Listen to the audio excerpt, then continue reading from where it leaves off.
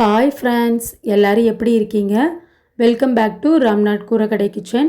இன்றைக்கி நம்ம கிச்சனில் புதினா தக்காளி பச்சடி எப்படி செய்கிறது தாங்க பார்க்க போகிறோம்.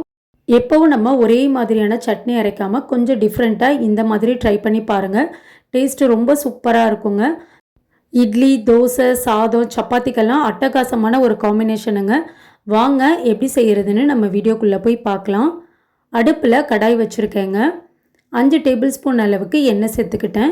எண்ணெய் நல்லா சூடானதுக்கப்புறம் 1 டீஸ்பூன் அளவுக்கு சீரகம் சேர்த்துக்கலாங்க. சீரகம் நல்லா வாசனையாக இருக்கும் இந்த புதினா தக்காளி பச்சடிக்கு.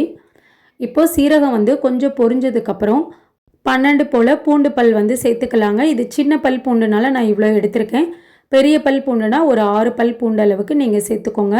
பூண்டு அந்த எண்ணெயிலே கொஞ்சம் வதங்கணுங்க. நல்லா வாசனையாக இருக்கும் பூண்டு சேர்க்கும்போது.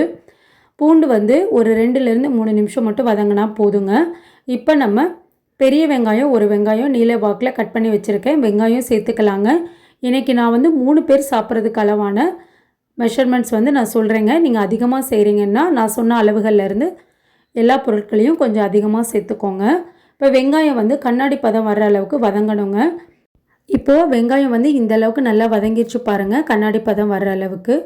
இந்த ஸ்டேஜில் நம்ம பச்சை மிளகா காரத்துக்கு 7 அளவுக்கு சேர்த்துக்கிறேங்க. நீங்கள் உங்கள் காரத்துக்கு தகுந்த அளவுக்கு கம்மியாகவோ அதிகமாகவோ சேர்த்துக்கலாங்க. இன்றைக்கி நான் கொஞ்சம் காரமாக தான் செய்கிறேன், அதனால் 7 பச்சை மிளகாய் எடுத்திருக்கேன்.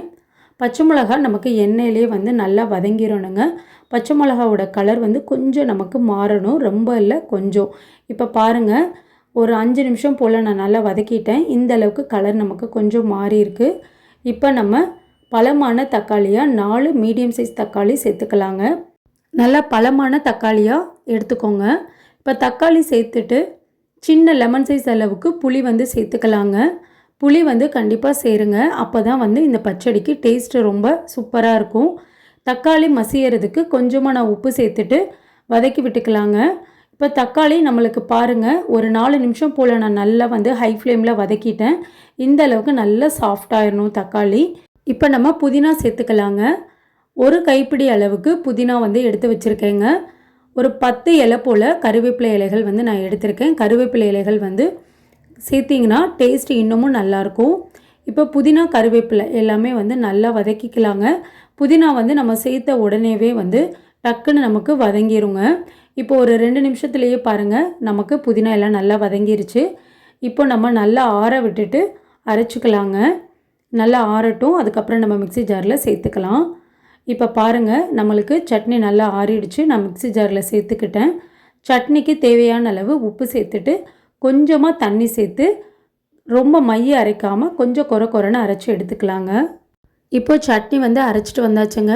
இந்த அளவுக்கு நல்லா கொரன்னு அரைச்சி எடுத்துக்கணுங்க. ரொம்ப மைய அரைச்சா நல்லா இருக்காது. இப்போ நம்மளுக்கு சூப்பரான புதினா தக்காளி பச்சடி ரெடிங்க. இனி இந்த சட்னியை நம்ம பவுலுக்கு மாற்றிட்டு தாளித்து சேர்த்துக்கலாங்க. இப்போ பாருங்கள், நான் சட்னியை பவுலுக்கு மாற்றிட்டேன். ஜாரில் கொஞ்சமாக தண்ணி சேர்த்து அதையும் அலசி சட்னியோடு சேர்த்துருக்கேங்க. இனி இந்த சட்னிக்கு நம்ம தாளிப்பு சேர்த்துடலாம். அடுப்பில் சின்னதாக பேன் வச்சுருக்கேங்க.